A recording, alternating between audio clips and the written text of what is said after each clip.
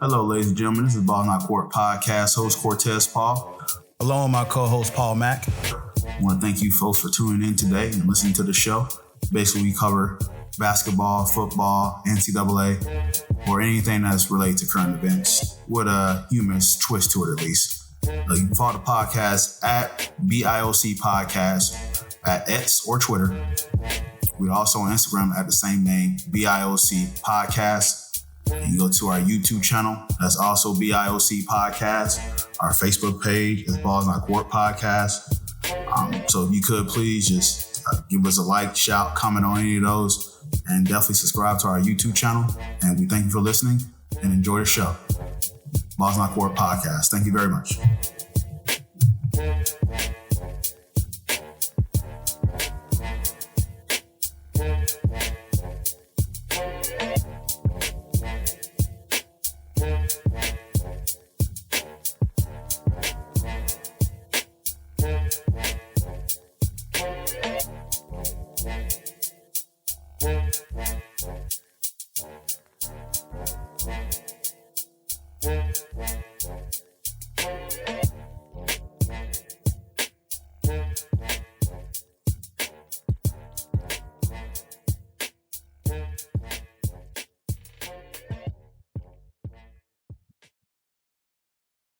Podcast. Cortez Paul is here, as usual. Mr. Paul Mack.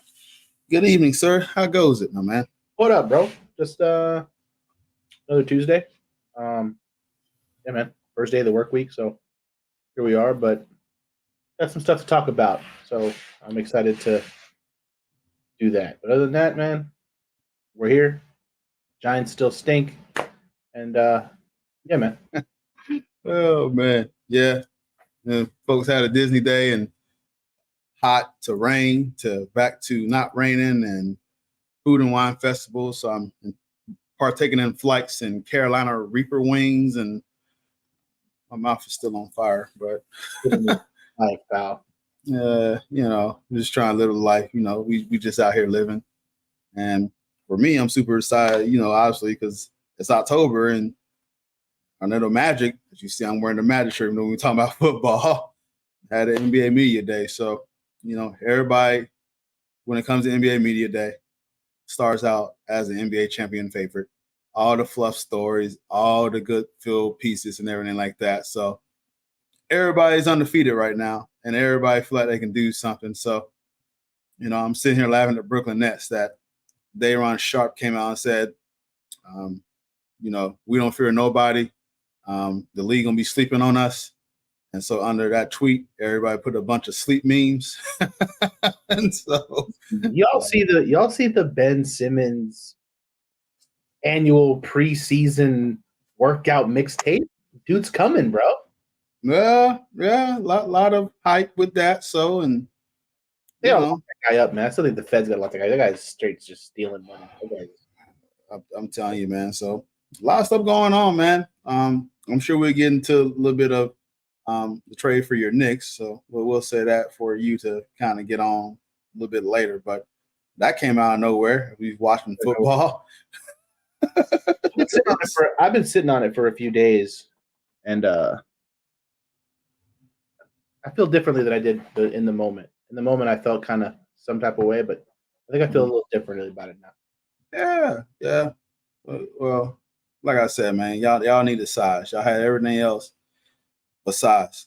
And he does still shoot the ball pretty well from 3-point line. And he's from that area. So, I mean, I know he's probably got that initial shock factor because all he knew was Minnesota.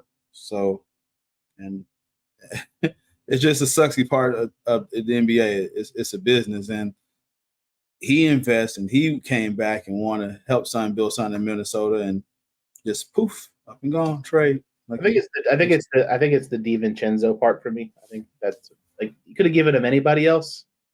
But I think DiVincenzo really made a name for himself in the postseason last year.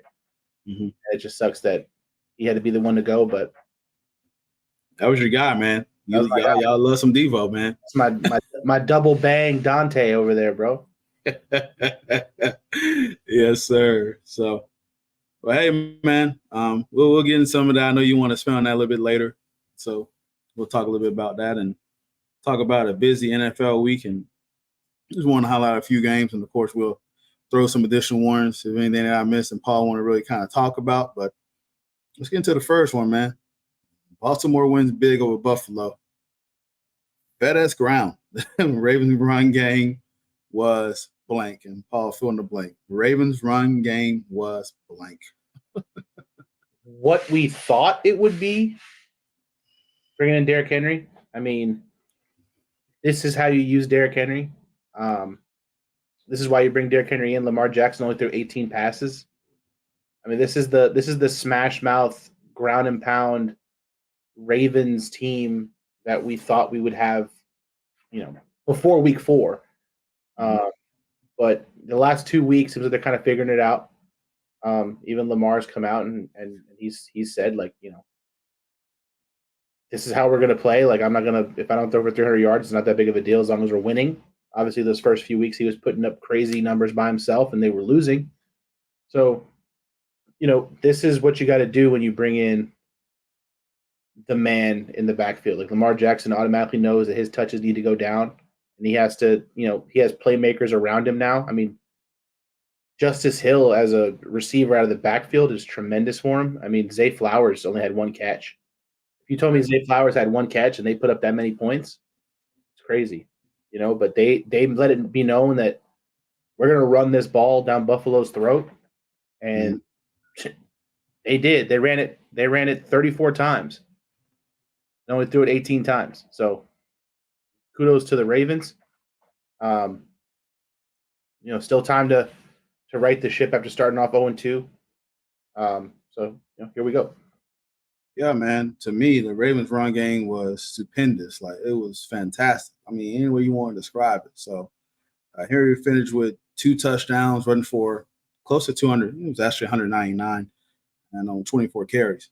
There was one, man, he actually, when he was on an 87-yard touchdown run, they clocked him going 21 miles per hour on that. So it's a freight train. That's a bullet train moving, to be honest. Like, that dude was getting it. But yeah, man. So that was like, I believe that was the longest play from scrimmage touchdown, longest run touchdown in Ravens history, from what I read over my notes. I remember Jamal Lewis had a pretty long one back in the day, but yeah, maybe it wasn't 87. Yeah, I think I read something that was the longest. That may be who's in the contention, but nonetheless, it's what me and Paul has been, and a lot of people that kind of, when you pick up Derrick Henry, this is the route you want to take.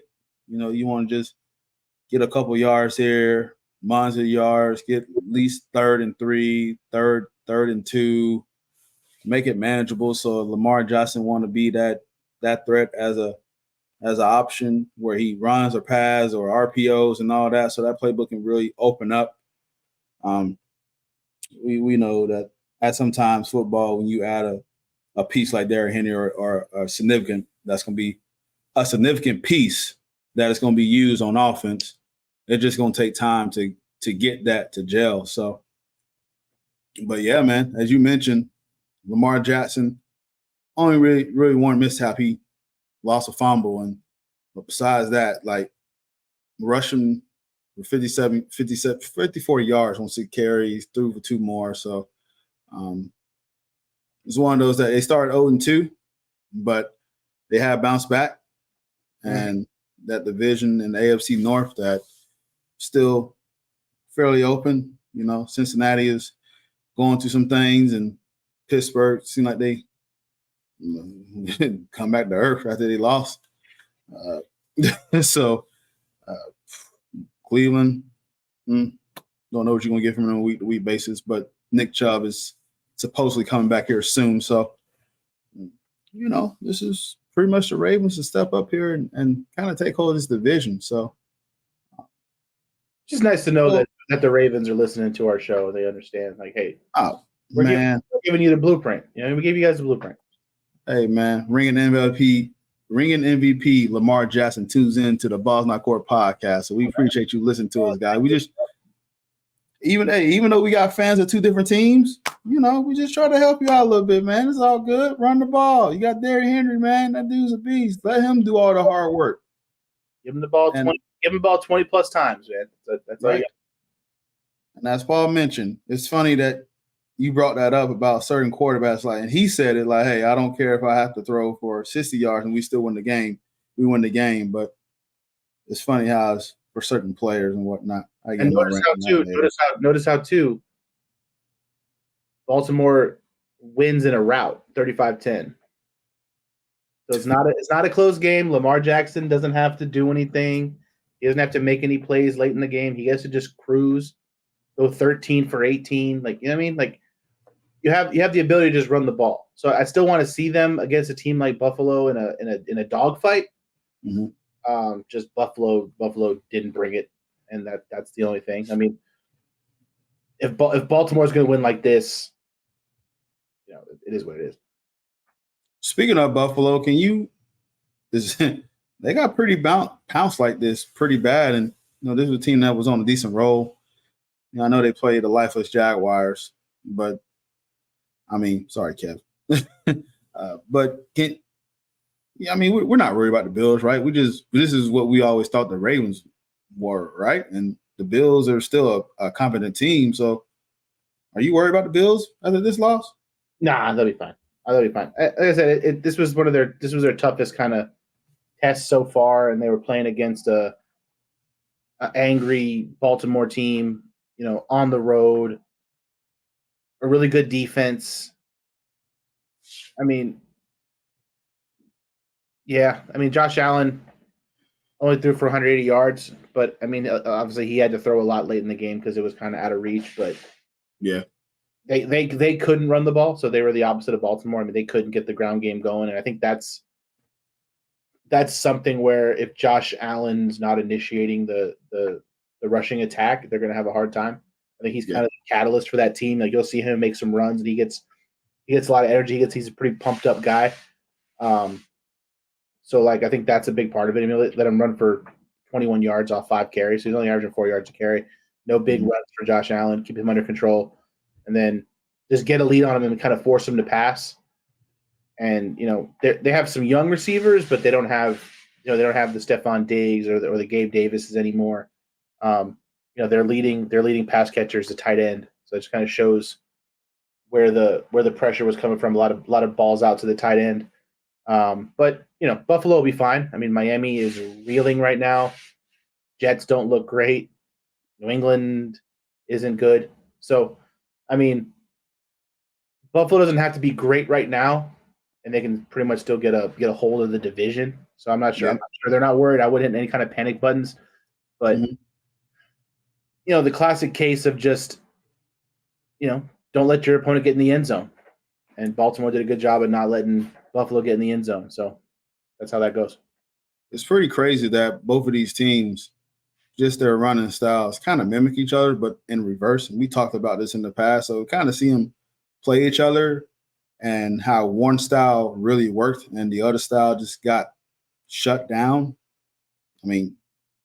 Obviously Baltimore defense has something to do with that, but Josh Allen and James Cook are a good tandem that's kind of like running the ball from a quarterback, running back perspective. So, but it was kind of see in the limelight how that came to play in and whatnot. But I'm pretty sure these teams probably could be placing each other again in the playoffs. Could be. It could be a potential back matchup. So one to get in the groove, and both of these teams still play in areas that the weather becomes a inclement problem.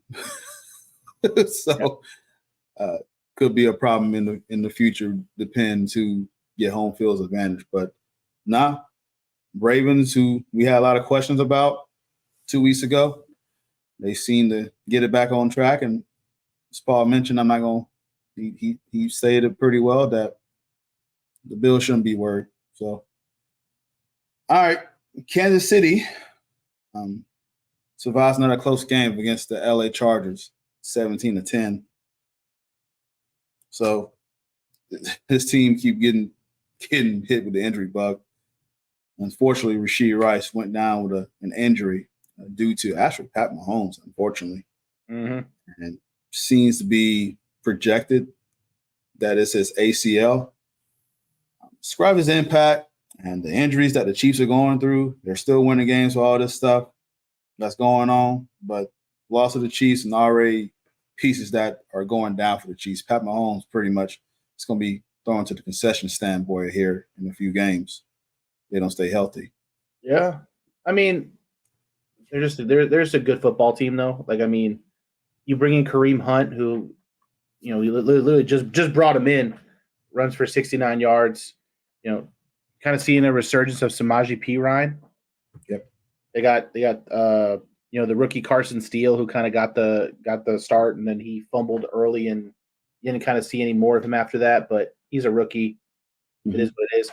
And then I think they finally found Travis Kelce. They finally got Travis Kelce involved. He had a rough first 3 weeks.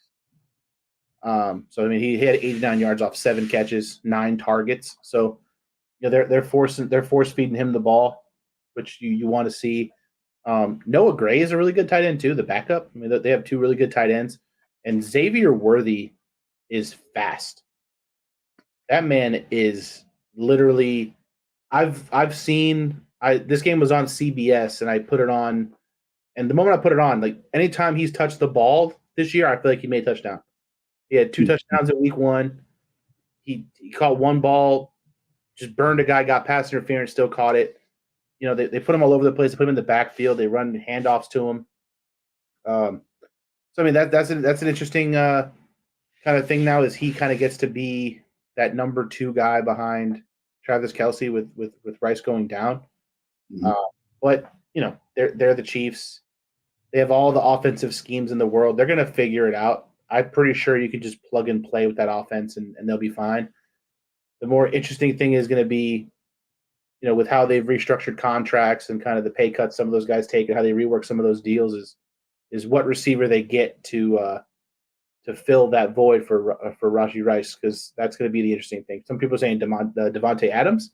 I don't know, but give Patrick Mahomes a weapon. Yikes. So, I mean, we'll see, but I'm sure the Chiefs are going to be okay. Yeah. You know what? I hear Devontae Adams, but I just don't see the Raiders trading in the same division to either of these teams. So, I don't know. I mean, this is a second-round pick to make a division opponent better that you've been chasing for the last almost a decade. I don't know. I think Amari Cooper's name's out there. I think that Amari Cooper's on the trade block. Yep, heard his name too. DeAndre Hopkins potentially on the trade block. There's some guys there that make the Chiefs pretty good if they get any of them. So I mean, oh yeah, they'll be fine. Yeah, man. Like I said, as I mentioned earlier, they're dealing with injuries. Marquise Brown going down to preseason. Isaiah Pacheco in week 2. Kyle Edwards-Helaire is, after they bye week, he's pretty much set. He's on track, at least. They're thinking he's on track to make a return. So they're just dealing with some injuries right now. And this is the thing that I mentioned with the 49ers, man. You play all these additional games in the postseason, and these miles adds up, even for like some of these other players. That's it's just, even though I know they've been there not as long as some of the players with the 49ers, but you go to dealing with this and elements and putting all the miles on your body is part of the game. So you mentioned something about Travis Kelce, where he had 89 yards. That was 20 more yards that he had coming into all the games combined for the season. So just Pat Mahomes really need that guy to get where he needs to be, even though they're still undefeated. And maybe this is Kelce going forward. I mean, again, I don't know if you watched it, but there was time, especially after Rice went down. I mean, he was forcing that ball to Kelce any opportunity he had, and he's going to be the catalyst that kind of keeps that offense rolling. So as long as you got him and Mahomes they're different, man. Yeah, man. That's just a really 1-2 punch combo that's been very effective for as long as they have been around. So the Chargers really had that chance this fall. They was up 10-0 in the first quarter and didn't score again. What went wrong here? I still just think that they have some injuries too, and I think they've lost some weapons. I mean, they lost Austin Eckler, they lost Keenan Allen. Justin Herbert, you can tell he's hurt a little bit. I think his ankle or something's hurting. He's not quite right. He's not the most mobile guy to begin with, but you could just see with the pressure that Chris Jones was getting on him that he just couldn't get out of the pocket. And I think we just don't give the Chiefs defense enough credit. I mean, Steve Spagnuolo is my guy. He'll always be my guy. I hold him near and dear to my heart. He helped us beat Tom Brady twice. So, he's a defensive mastermind, and he can just make a defense look so good with scheme and just how he matches and lines people up. So I think that the Chiefs defense, I think, is better than a lot of people give them credit for. They still got a lockdown corner on the outside. And that's the thing. It's just you're not going to beat the Chiefs if you can't get in the end zone. They were down early, but what's 10 points to Kansas City Chiefs? You know what I mean? That ain't nothing. No, you're right. And you mentioned Justin Herbert started out hitting 9 of his 10 passes, going 7-7, the TD in the first quarter. And final 3 quarters, he was 9 for 20, 110 yards, taking 2 sacks. And as you mentioned, the blitz-heavy defense that the Chiefs tend to extend on some of these opponents that got to Justin Herbert. You did mention his ankle has been a problem. He's still dealing with ankle. He's missing his starting tackles, and Rashard Slater and Joe Alt. So you missing those guys as well, and you're dealing with ankle injury. Mobility is already a problem for you.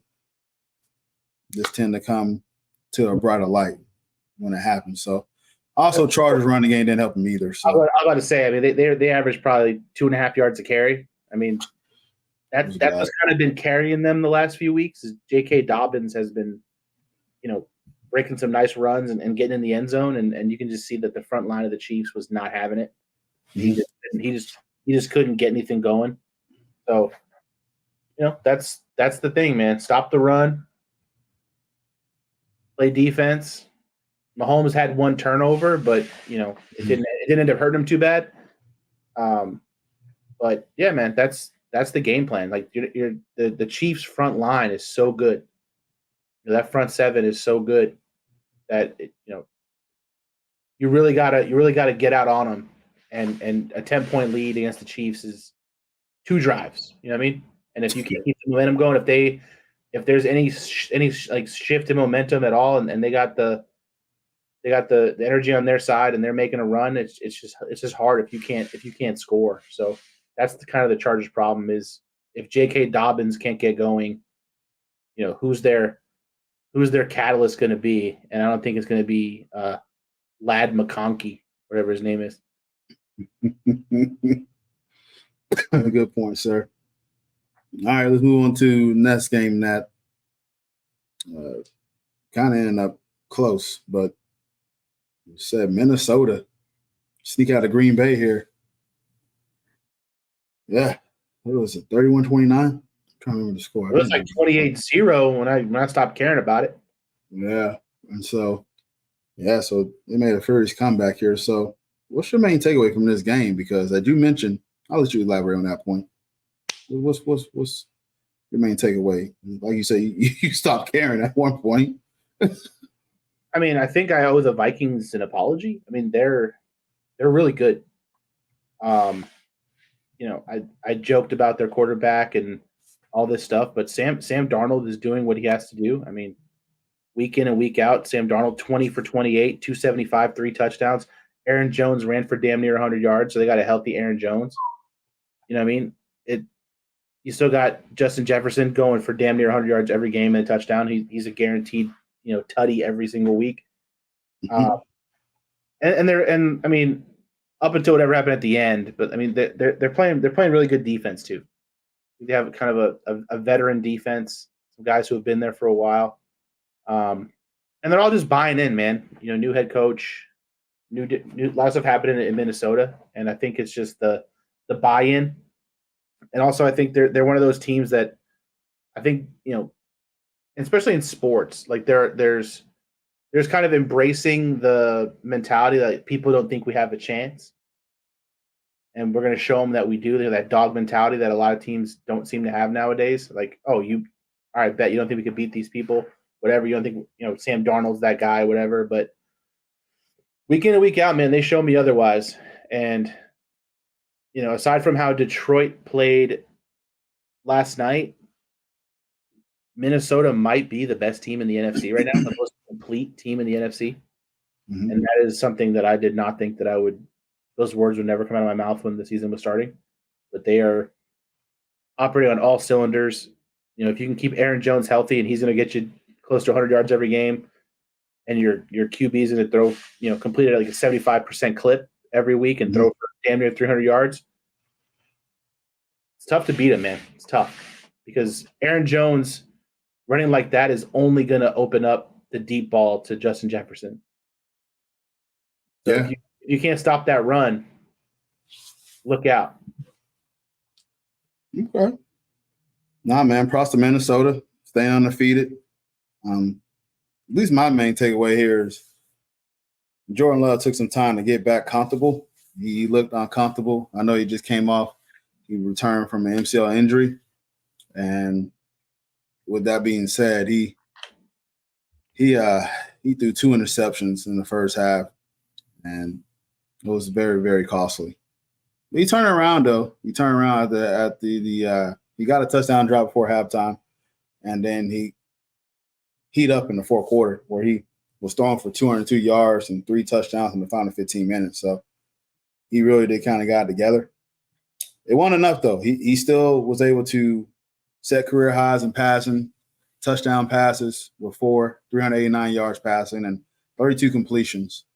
But he also had 3 interceptions, which was pretty much the deciding factor of this game there. But it was I'm telling you, it was insane. But props to Minnesota. Sam Darnold's the first QB to have 2 more passing touchdowns in each of his first career starts for a team in the Super Bowl era. So why that Minnesota Vikings defense is excellent. Sam Darnold's doing his part. Mm-hmm. He's really doing his part. So, you sit here and you're just waiting. I mean, I'm not waiting anymore, but this might just have to give Minnesota Vikings some credit there. They're a legitimate team here. Them losing Cousins and going the route that they did, J.J. McCarthy, and then you got Sam Darnold stepping in. You just didn't see this. You didn't forevision this. I don't think even Minnesota Vikings fans even saw this coming. But football, it's a funny sport, man. This tends to happens. I think too, like stories like this, like it puts a different perspective on the quarterback position. Like everybody wants to draft the quarterback number 1 overall. Everybody wants to draft the quarterback number 1 pick. Everybody wants that top quarterback. But it's like some of these guys, man, just don't get in the right situation, and they just kind of bounce around the league, and they're actually end up being pretty good if they get in the right, the right coach, the right people around them. And you're seeing that now, even with someone like Andy Dalton stepping in. The guy's been around forever, and you draft a Bryce Young, and now you bring in Andy Dalton, and like you're like a whole different football team. Yeah, Sam Darnold's been in like 5 different locker rooms in 6 seasons or whatever. Like he's been around. And now he gets a chance to start, and he gets, you put some confidence in him, and he's showing you that he could play quarterback. He just wasn't in the right situation, wasn't the right time. And it just, these quarterbacks just sit around the league and they fly around and they're just sitting everywhere. And you always joke about like those veteran backup quarterbacks who play like, 15, 18 years in the league and they hardly ever play, but they're always there, like a Josh McCown or somebody like that. Like these guys they're always somewhere. And it's like, that's why, because like if they have to step up and step in, like there's a weird trust factor that they can do it.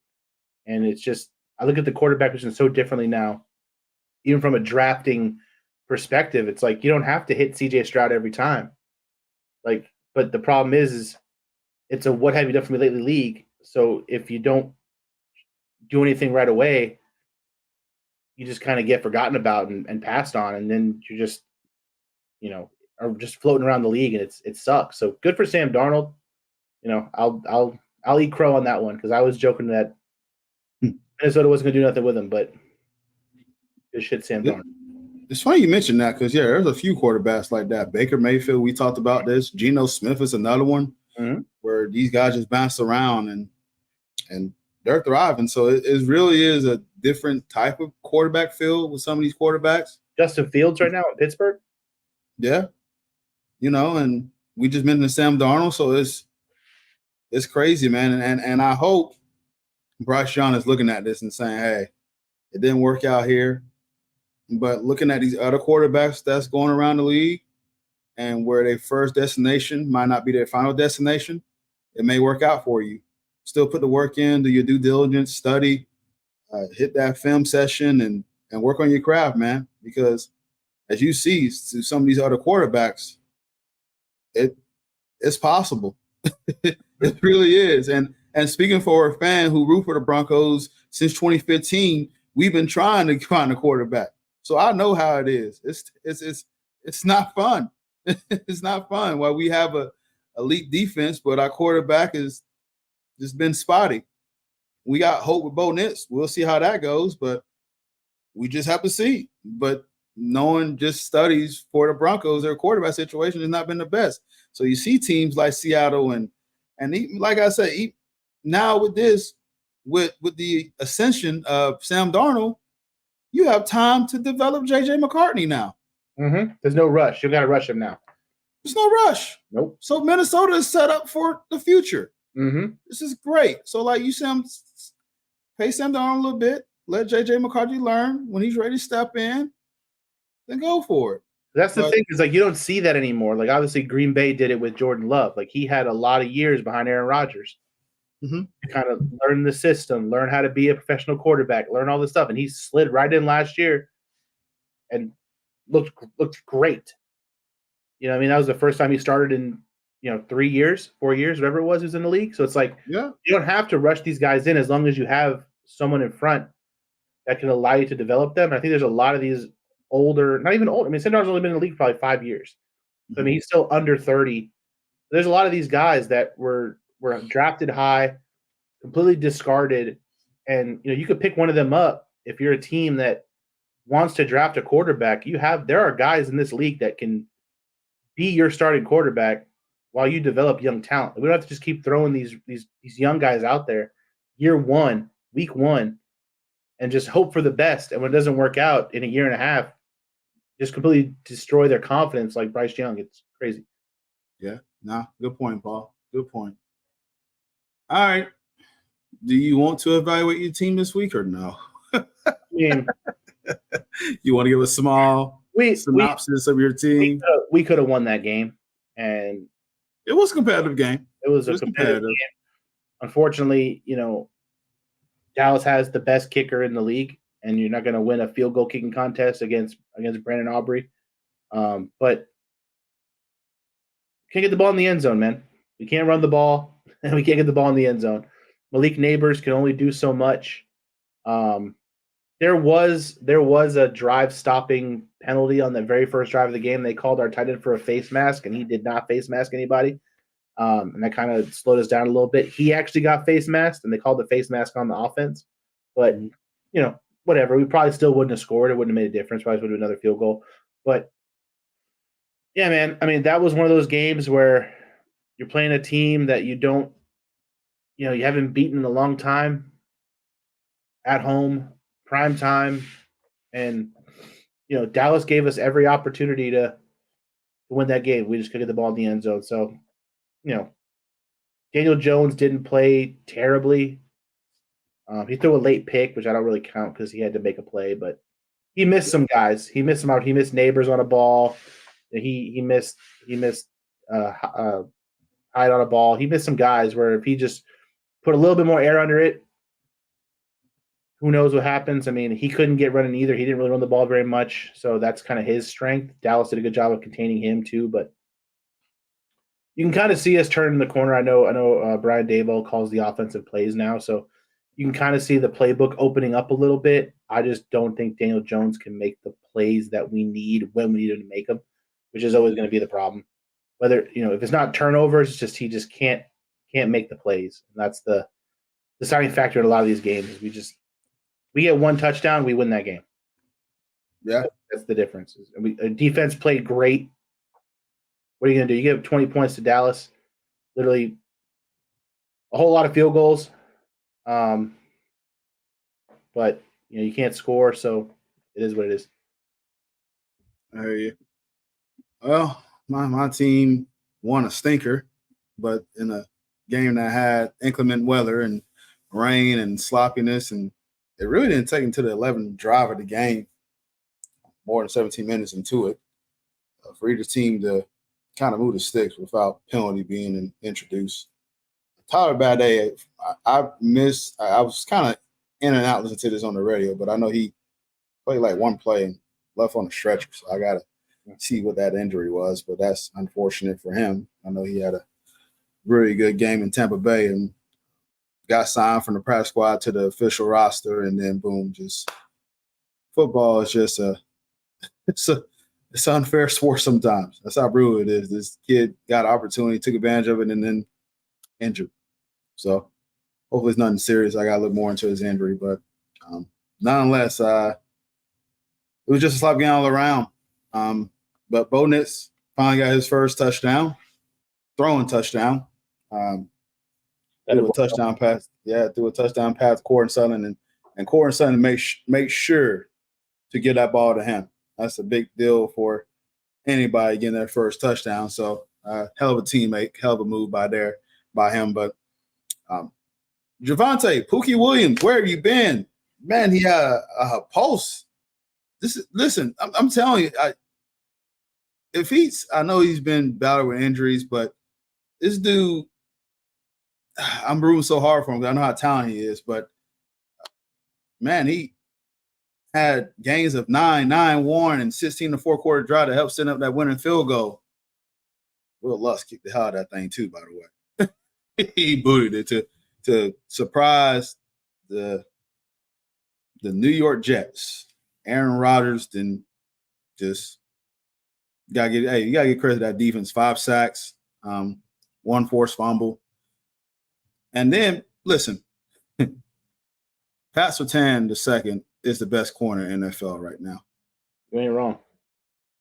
This dude lined up against Garrett Wilson on 28 of his 46 routes.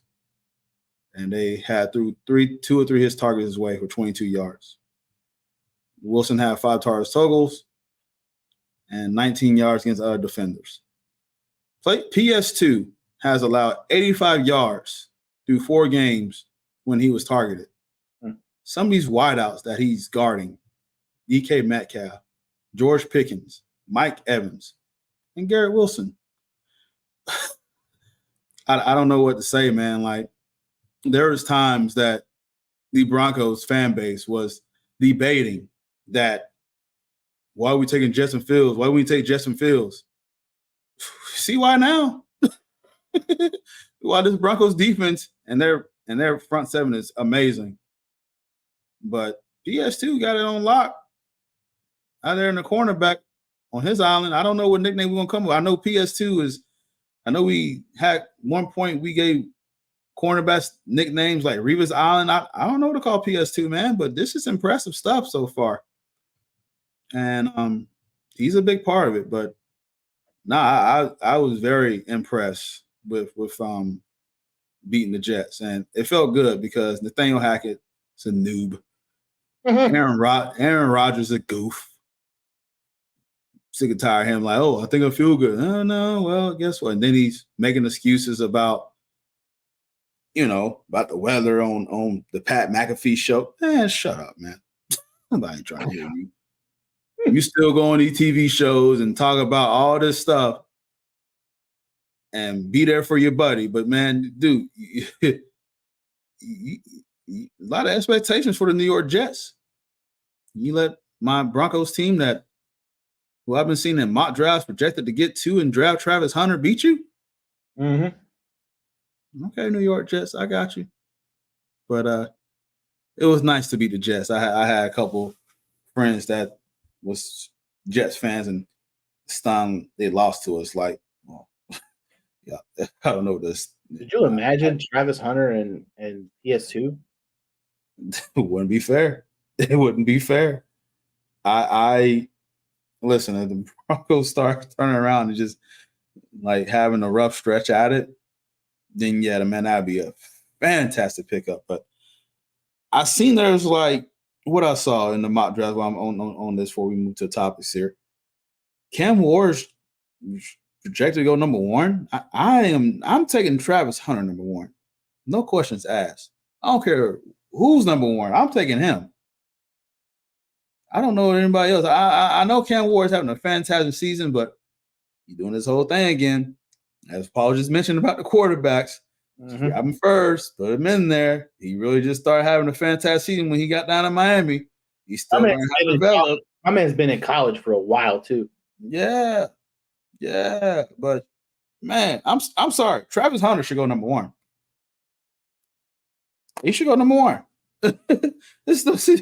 Like I understand the old aura trying to get the next best offensive player in the NFL is going to an offensive league, and I know that they cater more to offense, but this dude is generational, man. Like I'm sorry, I'm taking Hunter number one.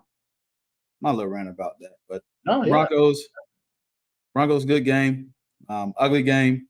Hey, I'd rather win ugly than lose pretty, and we're sitting 2-2, and we're at home, back home. Fantastic job on the East Coast. You surprised the Bucs and you beat the Jets. Now we play the Raiders at home. I know we didn't talk about it, but not only did they surprise the Bucs, they pissed the Bucs off. They did. Like you said, they were looking ahead to Philly. They didn't even think about the Broncos, and boy, were they ready for Philly. Oh yeah, they smacked Philly, man. Which I'm sure you're not complaining, by the way. Nope, not at all. Not at all. All right. Paul, who's invited to the cookout this week? Who's your player of the week this week? I get to go first? You get to go first, my man. Because I'm going to take him before you do. I'm going Jared Goff. That's why I had a backup. I didn't have a backup. It was all Jared Goff or nobody. My man Jared Goff, keeping the Lions rolling now. They're 3-1. 42-29, and I think this game wasn't as close as even the score indicates. I mean, Detroit was all over them. That offense is so good. But Jared Goff, 18 for 18, 292, 2 touchdowns, and he caught for a touchdown. 1 catch, 7 yards, and a touchdown. So 3 total touchdowns for Jared Goff. And the Detroit Lions, man, they're looking how they're supposed to. This is kind of what we thought of them coming out of last year. They were going to be kind of a front runner in the NFC. So it's interesting seeing how them in Minnesota is going to pan out as they get stronger. Will the Vikings keep going? But Jared Goff, another guy. He was drafted by the Rams. Wasn't really panning out. They got rid of him. Detroit took him. My man is thriving in Detroit. There was all this talk about how he couldn't read a playbook. He didn't understand all this stuff, and you put him in the right situation with a coach who believes in him and kind of lets him do his thing. And this guy has been phenomenal the last 2 seasons. So, just shout out Jared Goff. I don't know the last time somebody went 18 for 18. No incompletions. I know that's the first time in Lions history. So, my man's in history books for the Detroit Lions, a team that's been around for a very long time. So to be in Lions history for a positive thing is good. So, yeah, man, Jared Goff, Detroit Lions, watch out. Awesome, man.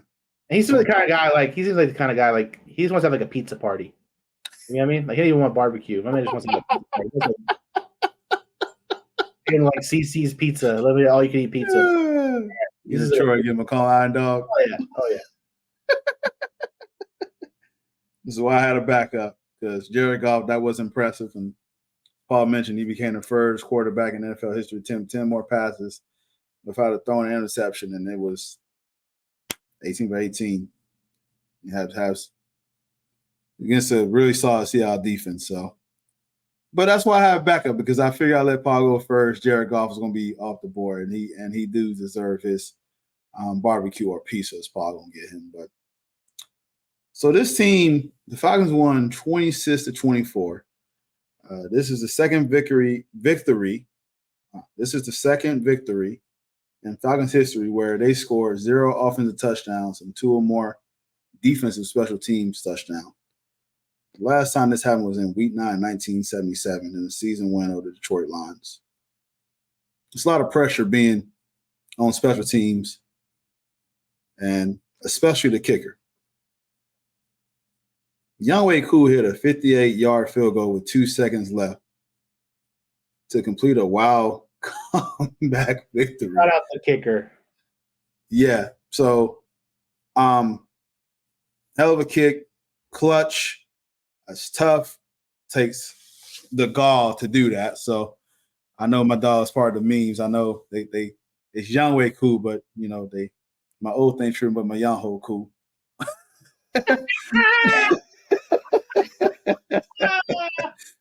So shout out to Younghoe Koo, because that's a lot of pressure for him to kick and make that kick. And in a game that was just downright ugly for them, all that offensive talent they had on the side of the ball, and they couldn't put a touchdown together. So good victory for them.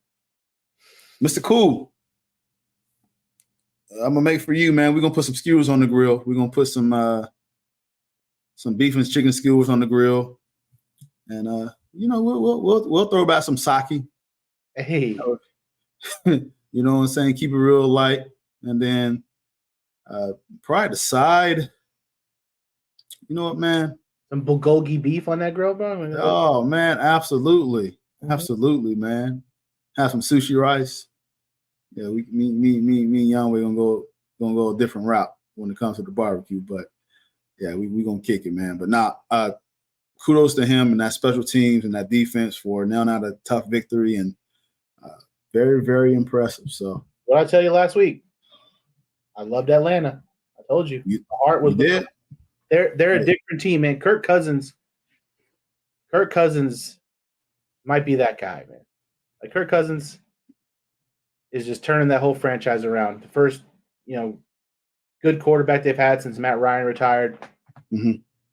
And again, it just shows you bring in a veteran guy, smart, doesn't make a lot of mistakes. He's great for Bijan Robinson. He's been great for Kyle Pitts, great for Drake London.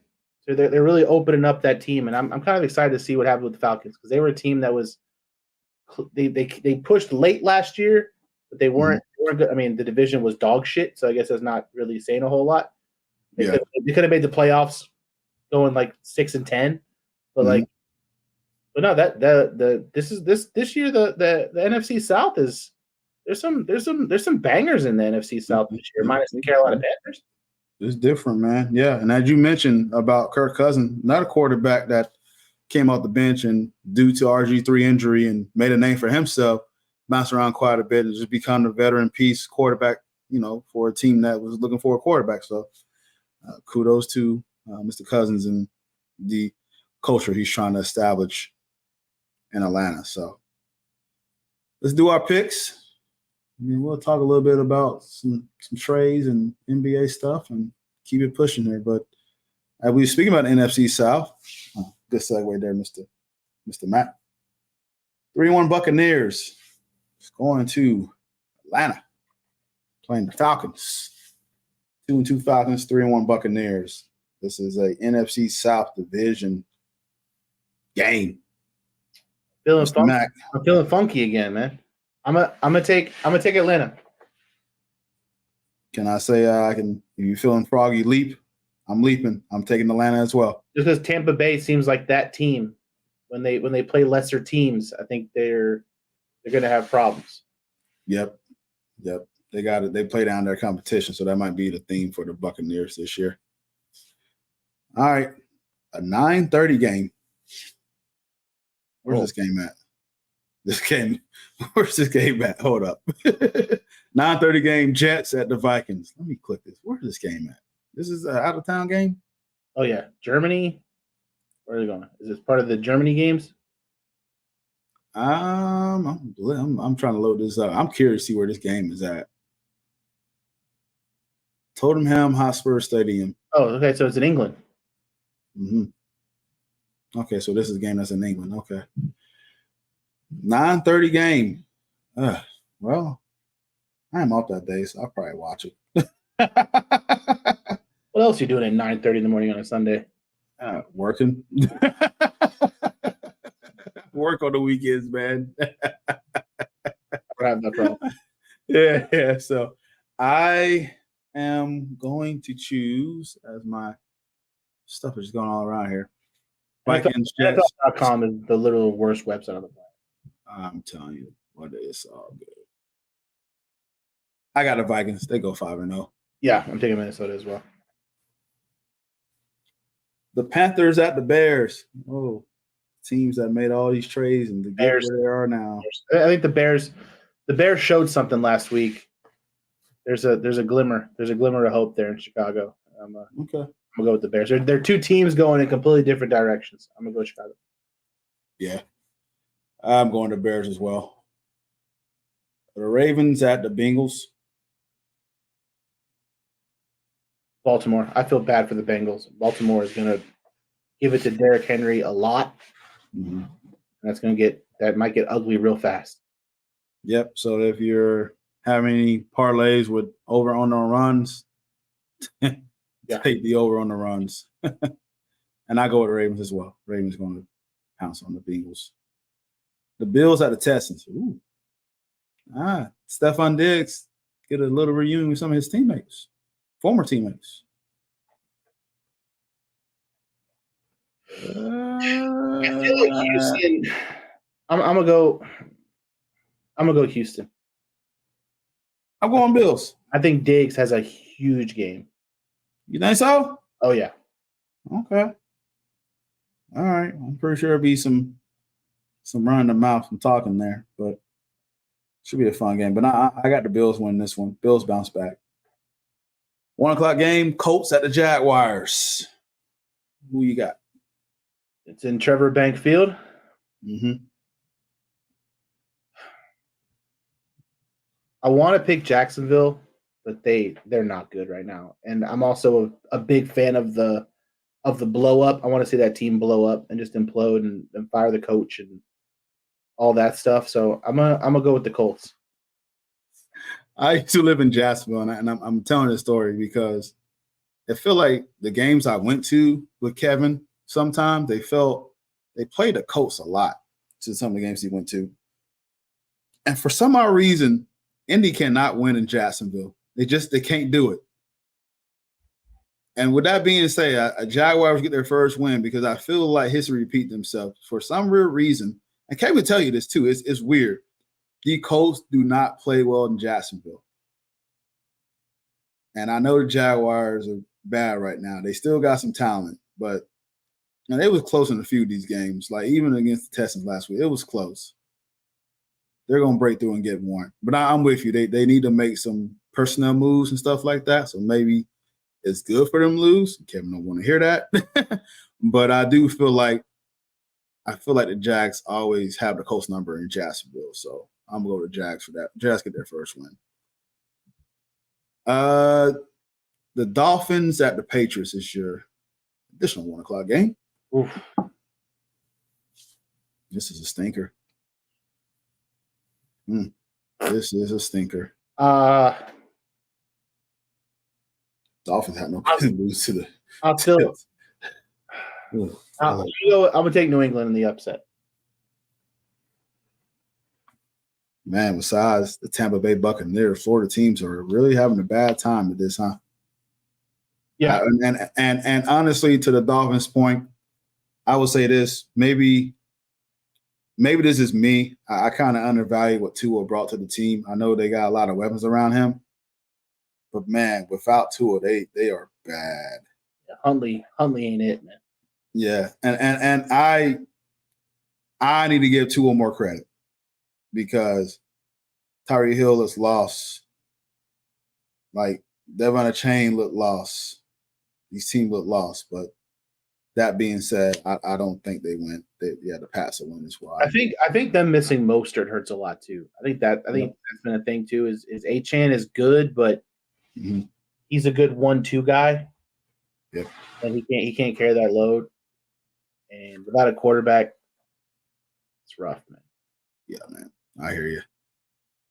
Last 1 o'clock game, Browns at the Commanders. I'm on the Jaden Daniels train, man. I'm riding Jaden Daniels till the wheels fall off.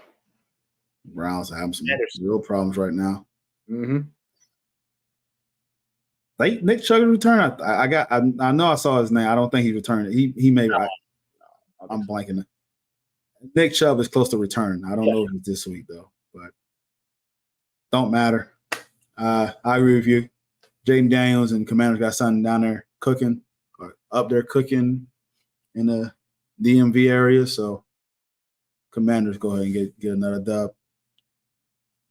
2-2 Raiders and the 2-2 Broncos is your first 4 or 5 game. Thank goodness this is a 4 o'clock game because I can sit here and actually catch half of it when I get off work. But I'm not working this Saturday, so I can actually go watch somewhere. Listening on the radio. So going to Broncos. On Broncos. This game would be close because the Raiders always play us kind of weird. But yeah, I'm going to Broncos as well. A lot of stuff happening there in Vegas. Yeah. Yeah, the over win total for the Broncos is 5.5. I'm glad I bet the over. I feel coming. I don't know if they made the playoffs, but I feel coming that they win more than 5 games. All right. The Cardinals is at the 49ers. I really haven't checked 49ers injury report, but it don't matter. I'm going Niners. Whatever. Yeah, 49ers got it. The Packers at the Rams, 4:25 game. 2-2 Packers, 1-3 Rams. And Rams need one bad. They do. I think I'm gonna go Green Bay. Yeah, they need one, and I was with you. They're not gonna get it against the Packers, so. 1-3 Giants at the 3-1 Seahawks. Giants, baby. Let's go. You know what? I'm with you. I think Giants go up there and upset the Seahawks. I think Seahawks one of those teams that had although a decent Neighbors, I don't know if Neighbors is going to play or not because he had a concussion. So I don't know if he's going to play or not. Who cares? Who gives a shit? Man, if I know that, I'm going to switch my pick. I'm playing with house money. I don't give a shit.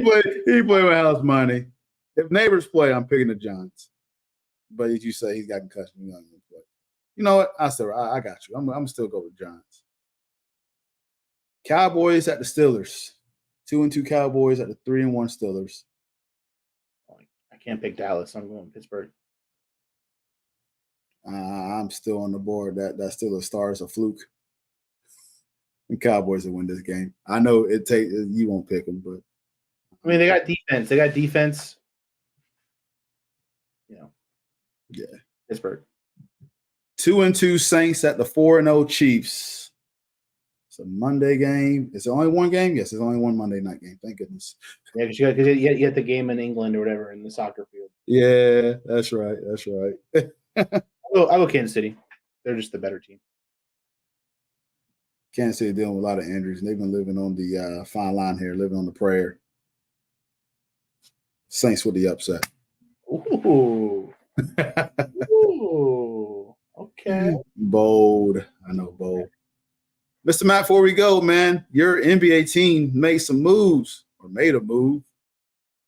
Speak on it, my man. Then I will add my 2 cents. Like I said at the beginning, like on paper, and I know Randall kind of was hurt his first couple years in the league, and he didn't really get going until he got to the Knicks in the first place. But I think the Knicks are looking at it from the standpoint of they see how important kind of the stretch 5 is. You see teams like Boston, teams with these big men that can shoot threes. While Randall is physical, he's a lot more physical than Karl Anthony Towns. He does require the ball in his hands a lot more. So he does need to have the ball a lot. So that does take away from Jalen Brunson kind of facilitating the offense. And then there was the issue of, bringing in Mikal Bridges what that does to Dante DiVincenzo, because this was a guy who was averaging well over 30 minutes towards the end of the – sometimes he was playing the whole goddamn game under Tom Thibodeau. So, his minutes were going to cut drastically. Like, he would have been a bench guy probably paying, 15, 20 minutes. And I don't necessarily know if he wanted that role.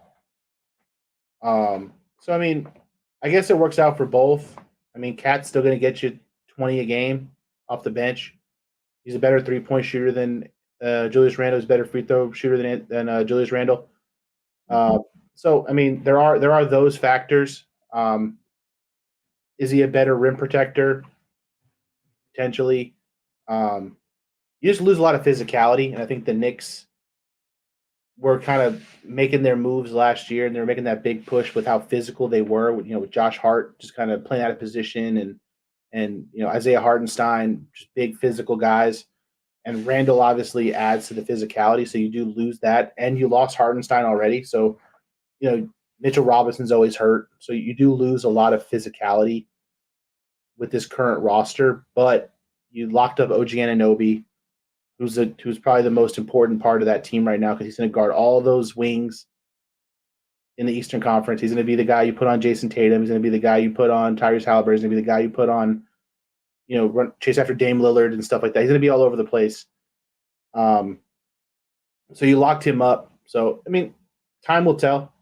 But the more I've sat on it, I don't think it's a terrible trade. Nor do they really give up too much for Cat. I mean, I know Cat he had a rough contract. Minnesota was giving away max contracts like nobody's business. So hopefully that's coming close to the end and they can kind of restructure that a little bit for Cat purposes. But I mean, guy shoots over 30% from three probably. Requires the ball in his hands a lot less. I think that's the big one. Is Randall tends to kind of dribble himself into a corner sometimes. He likes to handle the ball. So time will tell. But I think from the standpoint of playing, I think everyone's building their teams now to match up with Boston. I think that's what every team is doing. It feels like anyway. Everyone's just like, what helps us beat the Boston Celtics? Mm-hmm. I think a stretch five is the thing they were missing, because now you have Brunson. The lane won't be as clogged up for Brunson, so you can kind of get into the lane. He can kind of make some plays, kick it out, and then you have a guy like Karl-Anthony Towns who can knock down those threes. Mikal Bridges, knockdown three-point shooter. OG Anunoby can shoot threes. Josh Hart hit him on occasion. So I think you kind of free up the offense by getting rid of some of those guys. But, they were just clicking last year, and it's a shame to see it kind of break up so quick and then bringing in so many new guys. But, we'll see. Yeah, man. I like the trade as far as you get a guy who's a 2010 guy, spread the floor. I know there were some stories coming out of New York about Devo was really not too thrilled about the reunion. And the reason it's not like he doesn't like the players. He's in his prime. He had a good season last year. He's trying to up his brand, trying to get paid his money. So from what I can understand to a point, yeah, we bring in Mikal Bridges, but where do I fit in that? Mm-hmm. I feel like I'm more than a bench player. I help us get to where I was. I would say this: I was a contributing player to where we got to with our success last year, and so part of him wanted to go somewhere else and try to expand his contract. I do feel like Julius Randle time just kind of ran out there. There was a point in time, I know they were trying to figure out who team it was at one point, but Jalen Brunson literally had like a MVP caliber season last year. So it was pretty much going to the direction of where it was going to be Brunson's team. So for them to build around Brunson, you get a big that is pick and pop, can hit jumpers, can shoot threes. There's a good rebound while you can put him and Hart together. The only thing that concerns me with this, though, is just the bench depth that y'all have. Mm-hmm. I do know Tom Thibodeau tends to run 7-8 deep. And, I feel like McBride is going to be a fantastic piece. So that's probably why they felt like, you know what, it sucks to lose a player Devo's caliber, but we do have a Mal McBride on there. They're basically the same guy. Yeah, so it's that in that part there. New York is still a top 3 team in the East. It's going to be up there between them, Philly, and obviously the Celtics. Those are the top 3 teams in the East. So that I personally see. Cleveland's got something to say about that, and Milwaukee, which came out during NBA Media Day, which is, man, if there's ever a time to bet under on the Bucks, it's now. Because a story came out talking about that Giannis and Dame really didn't practice that much in the offseason, or they really didn't get together and really try to nail some of this stuff down, so that doesn't bode well. So, man, there's a team to take a dip, it's them. So, and they got a whole season under Doc Rivers. Yeah, so it's, man, I just feel like that's a team that may slide. Team that could be on the rise, the Pacers, the Magic. Jimmy Butler didn't come in with no crazy hairstyle this media day, so it seems like he's focused. Yeah, he's focused. He's locked in. Yeah, he's locked in. Maybe I know he's due for a big payday, so that Pat Riley telling him to really stop running his mouth. Cleveland didn't change him that much. You know what I mean? Cleveland. No, but they added a better coach though. So Kenny Atkinson is a really good coach, and so Orlando added KCP. There's been a lot of talks about that. Jalen Suggs been putting in work with some of the best coaches on working on his playmaking game. So he's still up due for a contract extension. So NBA Media Day, man, is always this optimism around all your teams. That's why I was telling Paul about Day'Ron Sharpe about the Nets. Saying that don't sleep on the Nets. I mean, everybody feel coming around NBA Media Day. Training camp already started for basketball. We already had a big trade. This trade happened for Paul Nick was during Sunday during some football games. So this trade came out of nowhere. Yep.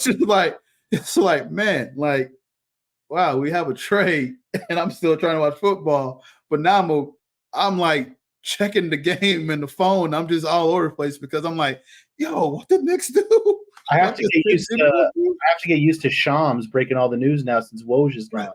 Right. Which is, did you hear that Adam Schefter might be trying to do both? No, let Shams have it, man. Let Shams have it.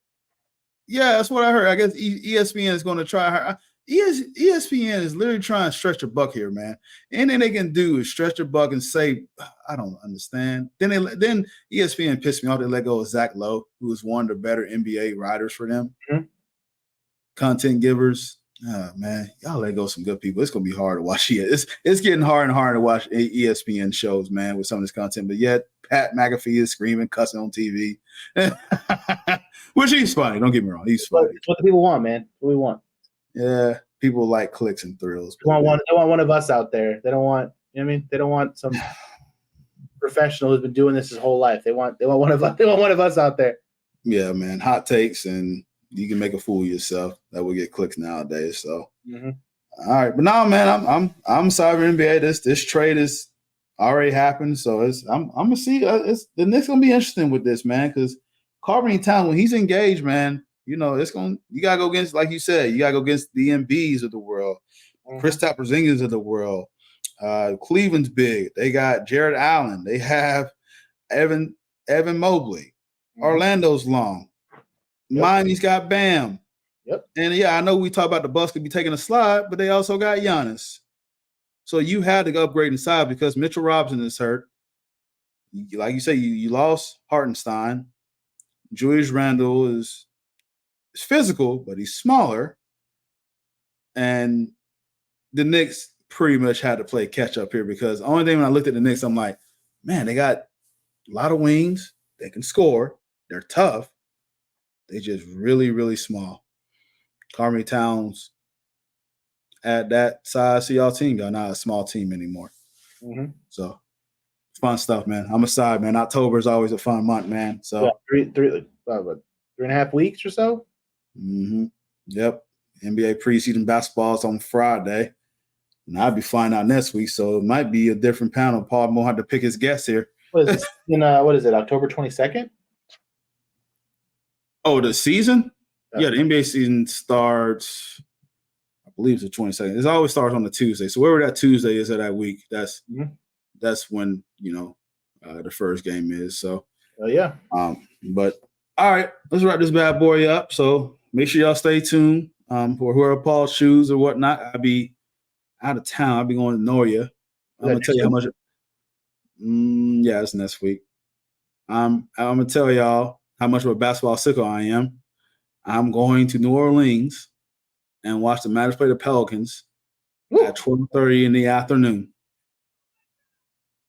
I got to rent a car for one day because the Smoothie King Arena does not have lockers where I can put my backpack in. I have to rent a car for one day. And I'm going to go watch preseason basketball. That's how much of a basketball sicko I am. Super excited, though.